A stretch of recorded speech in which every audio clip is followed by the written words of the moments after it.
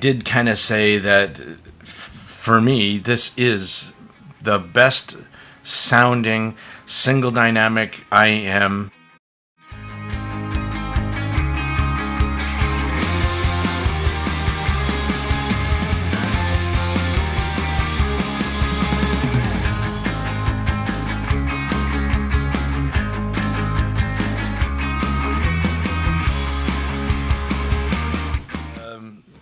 Sounds awesome. There you go.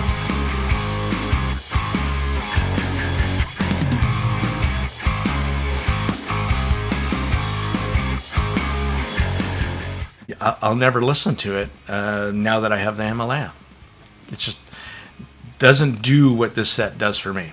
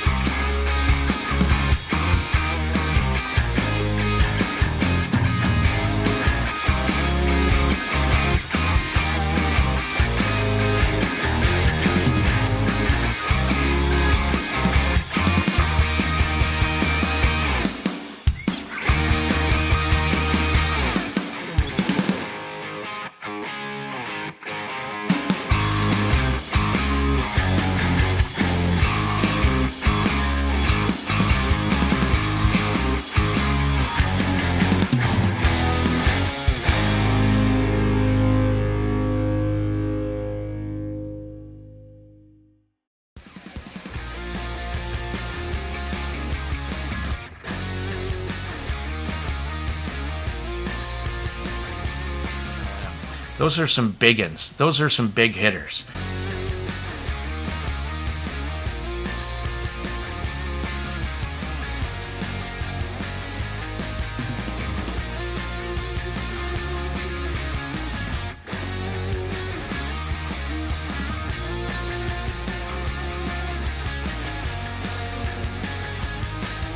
In there, the bangers of the bangers. And it does it for me, except for that chin slider. I hate you.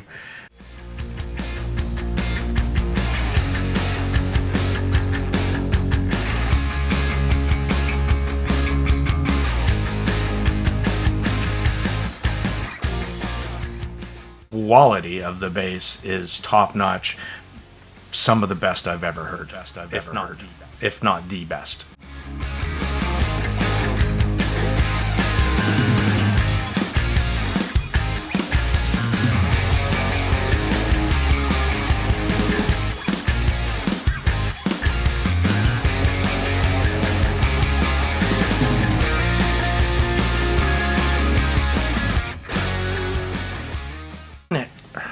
Help to the fact that I've been hearing nothing but phenomenal things about this.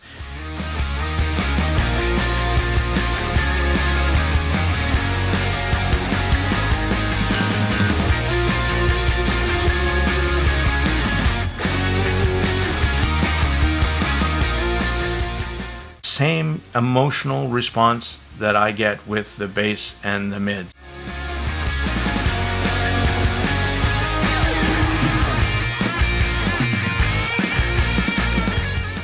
At $329, you're getting one hell of an IM.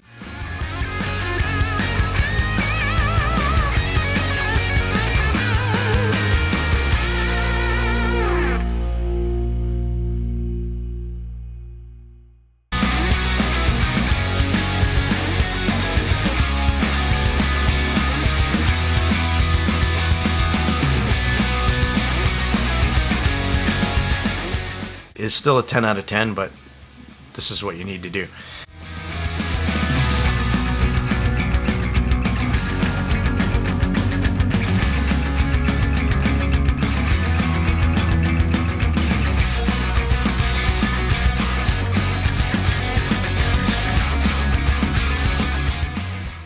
Is it going to be too much for some freaks?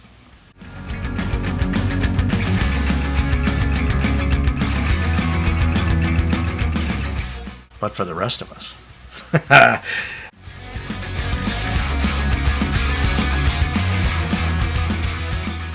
Nice HCK, who is a cable maker, You did good.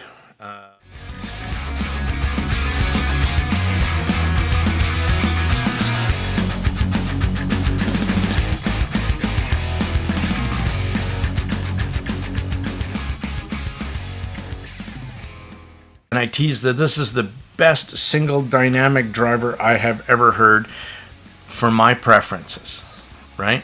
So, and that's a statement because we all have like something different. You might not like as much bass as I do.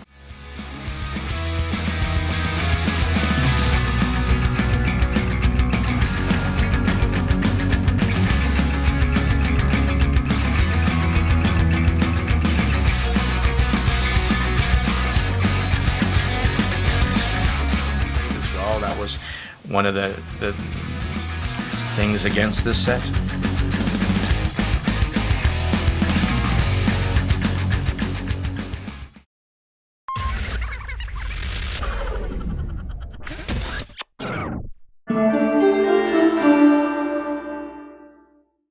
Let's do this.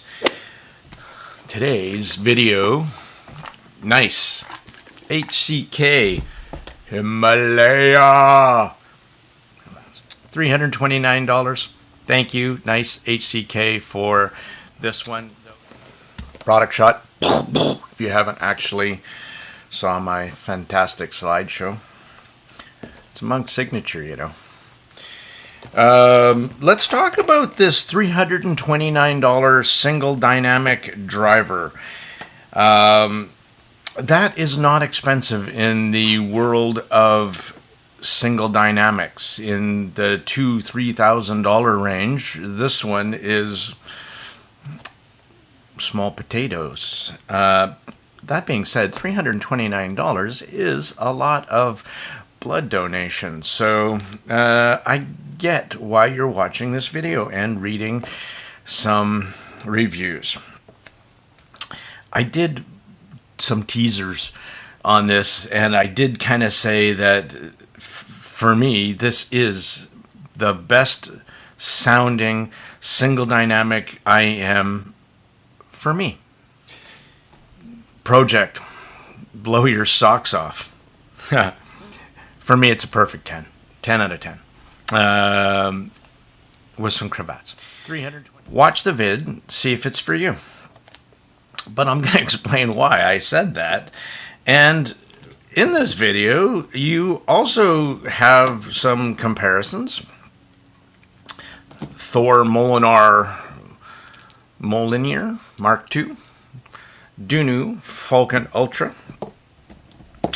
MEZE ADVAR, and where are you, my babies? SOFTEARS TWILIGHT. And they have, this is the $920 one, and they have some that are over double that price as well. So that's what I'm saying. And a lot of people like the Twilight over even the more expensive ones. So $940. This one sells, the MEZE sells for like $700. The THOR MJÖLNIR Mark II is, you know, $400 US when you could get it. $249. So there's a huge gamut here. So the Himalaya kind of prices itself in the lower side of single dynamics, at least for my collection that I have. And I'm not going to do comparisons to like the EPZ-Q1 and stuff. This is on a completely different level. But let's talk about this. That's weird. Didn't it help the fact that I've been hearing nothing but phenomenal things about this? And I'm here to tell you that, and my teasers obviously were kind of like that too, where I kind of said, this is the single best sounding IM these ears have ever heard for my preferences, over my SOFTEARS $920 Twilight, over the $500 THOR MJÖLNIR Mark II, over the $500 MEZE ADVARs, over the Tim's $500 Timsock TS316, over the Simgot EA 1500 LM. Those are some big uns. Those are some big hitters in there. The bangers of the bangers. And it does it for me. Let's talk about this single 10mm dynamic dual layer carbon nanotube dynamic driver. Sounds awesome. There you go. The shell is this super sweet custom form-fitted titanium alloy shell. Fitment. For me, and we'll get into nozzles in a bit. With this cable and this IM, it's like it grew there. Fantastic. Let's talk about those nozzles. Comes with 3 sets of, they call it acoustical filters. They're replaceable nozzles. Here is a little thing that it didn't come with, which was a little holding plate for the nozzles. But here you can kind of see that the blue one on the there is the stock ones, and they're pretty short, and that's a big part of the problem for fitment for people and tuning wise as well. Behind it you can see a much longer one that comes from the Moondrop Kato, and on the right side these are from the Simgot tuning kit. $4. You're gonna need to buy one. This is why it is still a 10 out of 10, but this is what you need to do. The 3 I never actually listened to. I'll be honest. They're too short. They just keep popping out. I've tried all the ear tips I did, even with the long stem Osla. These are the crystals, so they're not the long stem. But it didn't quite work for me. And with the Simgot nozzles, they do. This one is the brass one on here with the red ring. And that's the one I'll also show you some different tunings. So first of all, the 3 provided nozzles didn't kind of work for me. I wish this unit came with a holding plate as well. That was one of the things against this set. Let's keep going on what comes in it. I mean, your standard accessories, a little plastic kit with some ear tips, which is fantastic. This case, not completely enamored with, though it is a really nice touch to throw in, especially at $329. You kind of needed to do something. It's a bit stiff and unwieldy, so it would be good for your protection, but not as a good everyday carry, that's for sure. This cable, I absolutely almost love. That little chin slider can piece off. I'm going to cut it off or glue it to the main body. It's driving me insane. Other than that, it is one of the nicest, softest modular cables I have ever seen. Not only is it gorgeous on this set, I mean, with the same very, very similar color finish. Blue and red ring, again, for dummies. I like that a lot. And the ear hooks are nicely shaped. 2-core, right, cable. The end, I'm using the 4.4 as normal. This one actually unscrews. The pins are chonky. So again, what a high quality cable. There is a indicator where it says nice HCK with an arrow and a dot on the other side. Again, all really well done. Screws together. This thing isn't coming apart with kind of a textured grippiness on the metal. Fantastic. I mean, coming from Nice HCK, who is a cable maker, you did good. These things have never been off of this cable because I actually love it so very much, and paired incredibly well sonically wise to the IM as well. So not only is these bad boys incredibly comfortable with their shell shape and design, it looks like everything else is also, like, I mean, the fit finish, it's really, the top plate is so grooved nicely into the overall shell, and it looks like it grew there. And then there's a vent hole by the front nozzle. There's a vent hole beside the two indicators on either side where it says right and left. So again, really nice touches. Everything was well thought out here.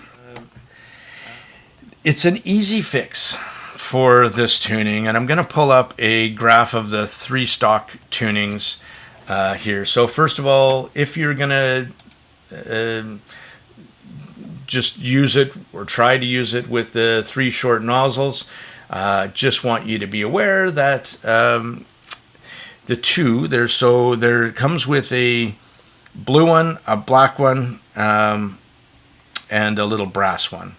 So the brass is the most energetic. The black one knocks it down just a little bit, and the blue one, because I'll show you the back here. Do you see how narrow bore that is? So that is in my opinion, the correct way of knocking down high frequencies. And you also notice that the Moondrop Kato nozzle below the blue one is also not nearly as constrictive a bore, and the Simgot is right in between the two. So, which is kind of interesting, is that the tuning changes that you'll see on my graph are really more to do with the overall internal diameter of the nozzle than it is more to do with anything else. So in my particular case, I use the Simgot tuning kit. There's a 500 level nozzle filter.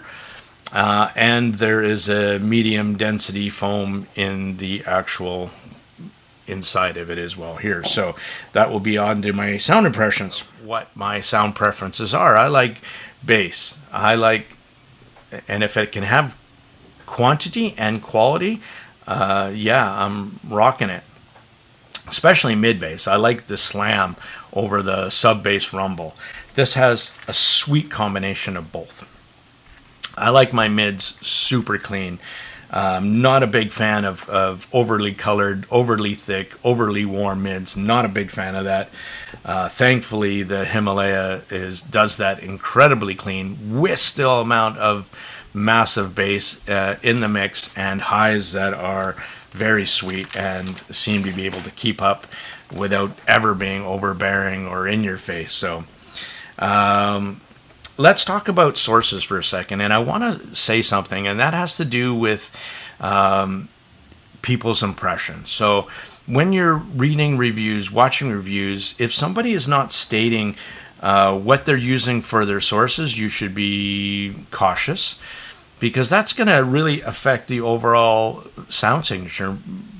And same as the tips, right, too. I mean, if they're saying they're using Final E tips, well, then they're probably trying to knock down the high frequencies. Where I typically use wide bore tips, try to get a really good seal for maximum bass. And I like wide bore because it's better for staging and it doesn't constrict any of the highs. So when people are talking about the sources, it's going to also make a massive part. So if I were to say this IM is source sensitive, it really likes this kind of source. That means you're trying to shape the IM to your preferences. And some IMs are really source sensitive, and I will tell you that the Himalaya is not. But did I like it on one way or another? Yes, and I'll explain why. So if I were to listen to it on the Shanling M8, where I know that DAP is super warm and it's thicker in the mids, it's exactly what I just said. I don't want to add coloration to the mids. I use that DAP when there is overly forward mids, when there's too much, and I want to knock them back down. And that's where that warmer DAP really really does a great job. And in comparison, right, my $40 used Ibasso DX90, typical ESS bright glare, adds again its own coloration. The CONT Max, neutral, very analytical, very clean DAP, sounding DAP. And then the two new boys that I've been playing with, the SHANLING M5 Ultra and the KN N3 Ultra. SHANLING is not as warm as the M8, and this is probably now my kind of a little bit more forward than my CONT Max. Very clean, very analytical, and you can throw some 2B warmth into the special sauce as well. And that is what I chose because it really paired well to these in its sound signature. I love how clean the mids are. I don't want to muck with them. This added all the information, brought forth all of the details in the top end, and kept the bass super tight. And that's why I chose that source with these IMs. I didn't really want to color them in any way because I really like the overall tuning of this IM the way it was. I just kind of wanted to play to its strings, and that's what it did. So let's talk about its sound signature for a second. This bass is amazing. It's badass wicked. It really is. This bass is taking no prisoners, and it's not holding back whatsoever. It's authoritative, it's punchy, it's kick you in the head bass. It is serious ton of slam and attack. This bass on the Himalaya is the perfect mix of thumpy and fast attack with a really nice decay. Like, I can't say enough about how much I am in love with the bass of the Himalaya. The volume and the quality of the bass is top notch. Some of the best I've ever heard, if not the best.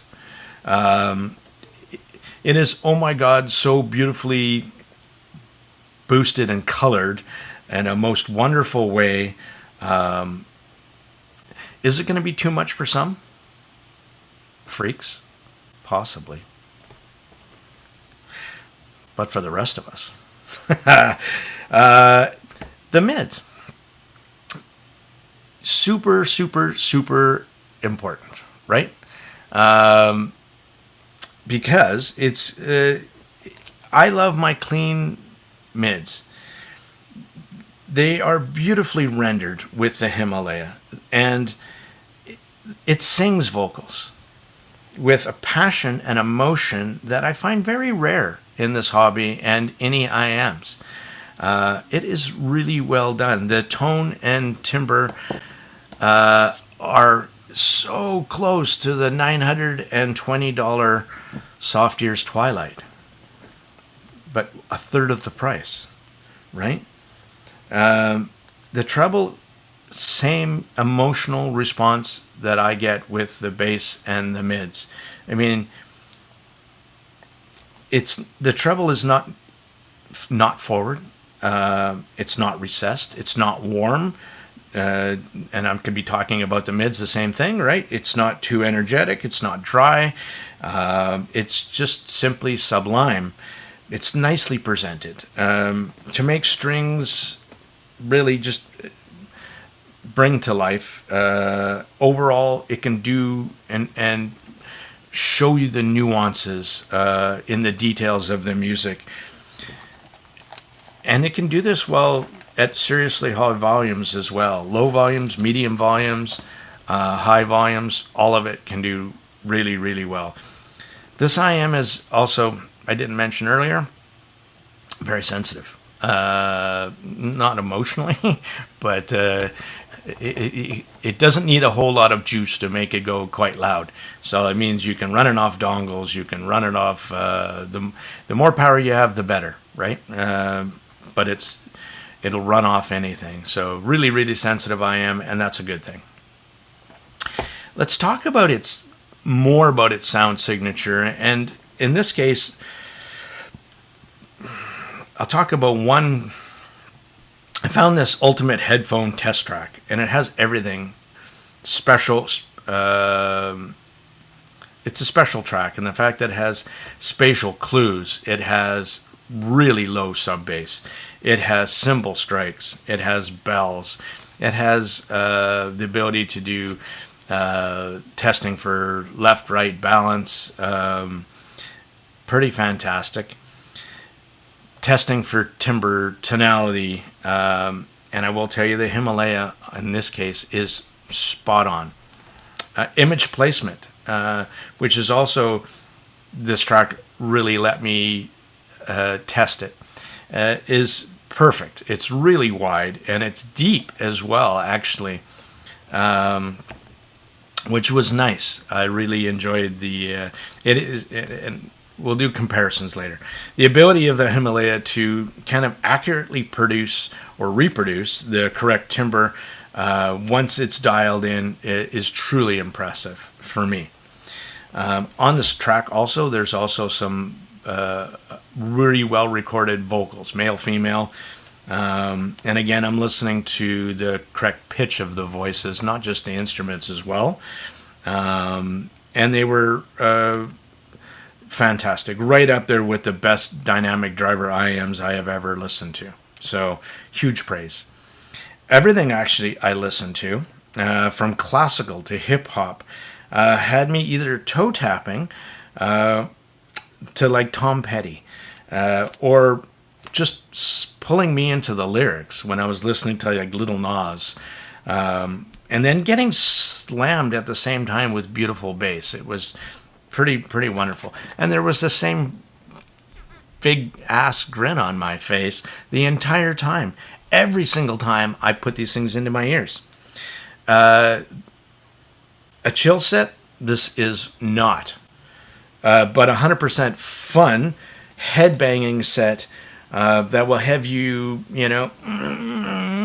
or playing the air drums, or simply allowing you to close your eyes and picture yourself as the conductor in a 100-piece orchestra. That's awesome. Truly awesome. I found myself listening to tracks that I never had before, because I was just simply going on with the flow of the music, just simply enjoying the music. And it was like I was discovering music for the first time. Some of the well, you know what? Let's do verses. Some other IMs, and keeping in mind that I'm using the Simgot tuning nozzle in this preference, right? So when I do comparison graphs, I will show you how my tuning that I'm listening to versus the other tuning that I've dialed in. And let's talk about the first one. And some people always like me to compare IMs that are in the same price point, though they may not be the same configuration. In this case, it'll be two 6mm dynamic drivers and 3 balanced armatures in the SHANLING ME600. Now, I love this IM. It is my ultimate chill set. Okay. This one gives you a warmer, laid-back approach with its slower decay, fat 15-inch kind of ported sub-bass sounding. It has an overall softer playback than the Himalaya. The Himalaya really does kind of slap you in the face, wakes you up from an all-nighter and wants you to go out and party again right now. And that's how the two compare against each other.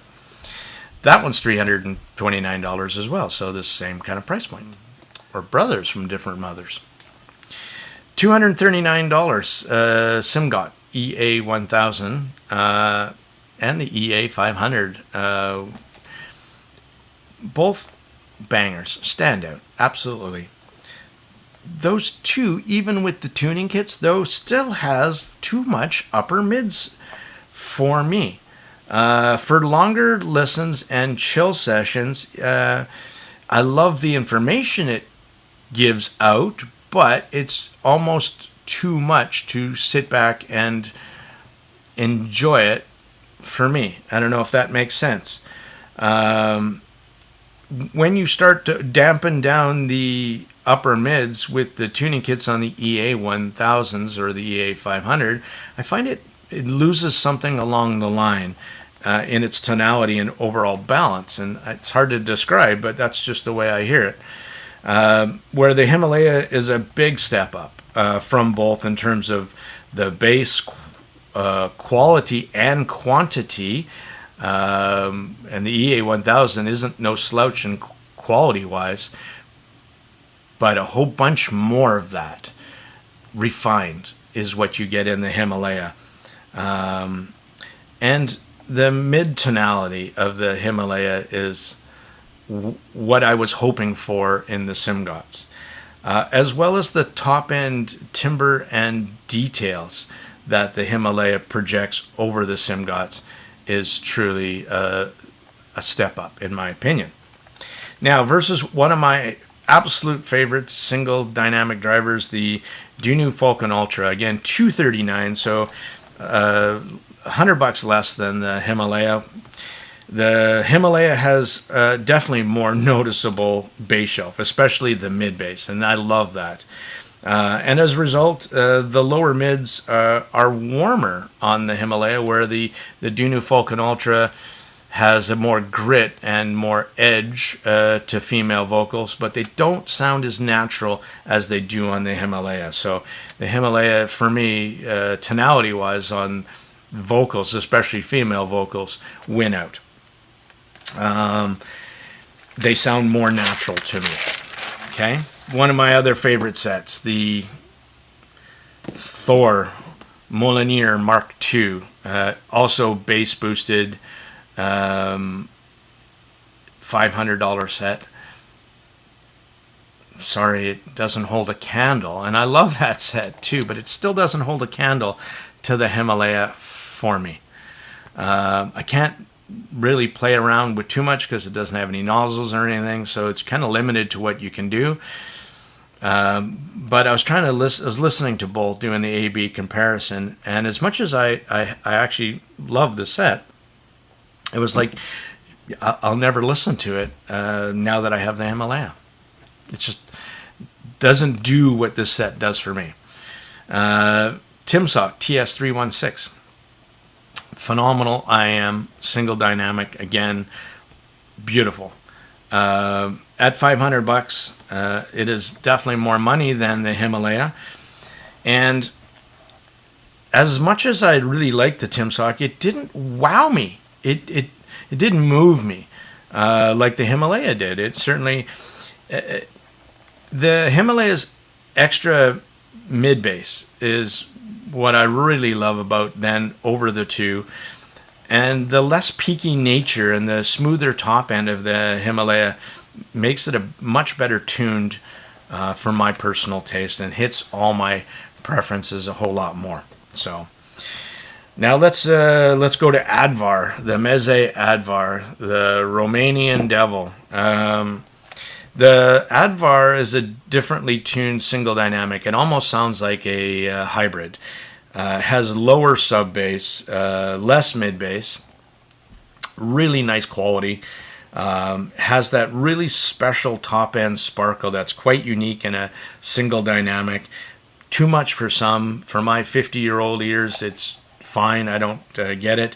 It does sound a bit unnatural and I would say separated, not coherent in the overall frequency response. It sounds like something is, bass, mids, upper mids, drop off, super little air and extension on the high end, and it doesn't sound very cohesive compared to the Himalaya. It sounds like it has a balanced armature that is doing some special stuff on the top end. That's what its uniqueness is, and it's pretty awesome for that. Now, versus the TWILIGHT, right? So $930. And most people would agree that if you heard this one and the Thule, that they prefer that the Twilight is a better sounding IM.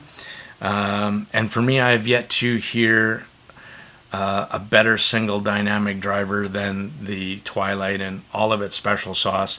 It can project an image placement and staging that is unique, and I haven't heard another IM that can do what that does yet in a single dynamic.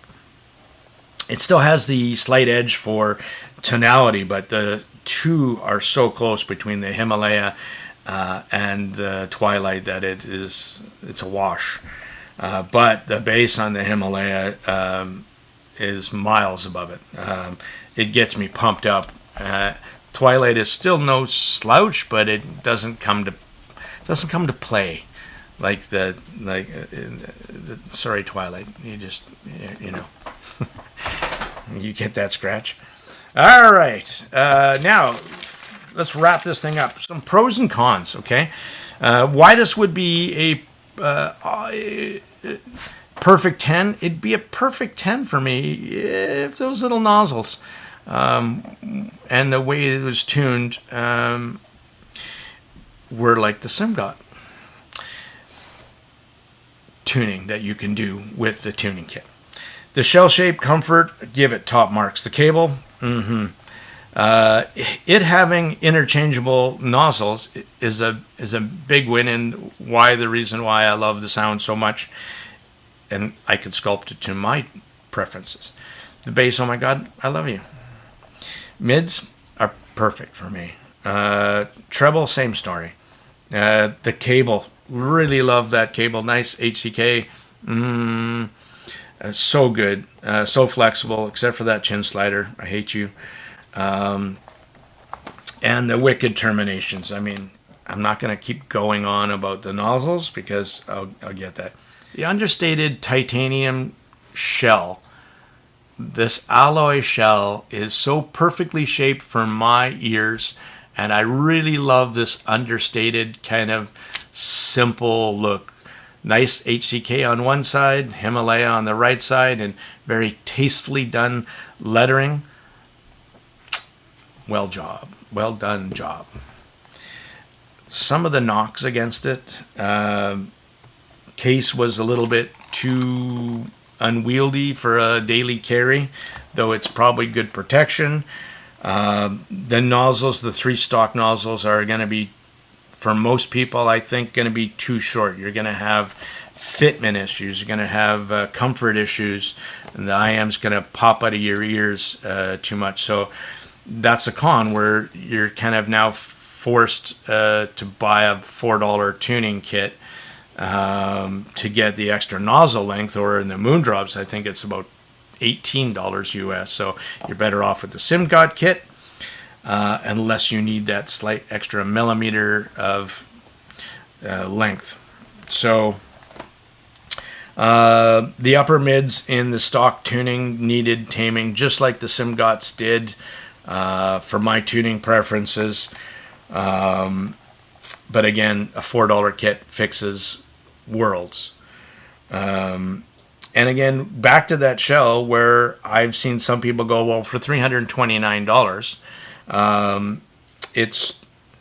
it's too plain. Well, okay. I get it. And it might not have enough air and kind of lofty details that you would find in a hybrid or something with ESTs or a tribrid. Because it's a single dynamic driver, it can only do what it can do. Where some people really like that extra air and detail and separation that you can get with a hybrid or a tribrid or a quad, where you might not be able to get on a single dynamic, but it works for my 54-year-old ears. So to sum this up, really, when I stated and did some teasers, I said this is the absolute best sounding, best tuned single dynamic driver that I have ever heard for my taste. That is true. I like it over everything else I own, the ADVAR, the Twilights, the Dunu Falcon Ultra, the THOR. This is my love, and at a price. Obviously, I'm not putting a price to it. I'm saying that the sound, for me, knocks it out of the park, right?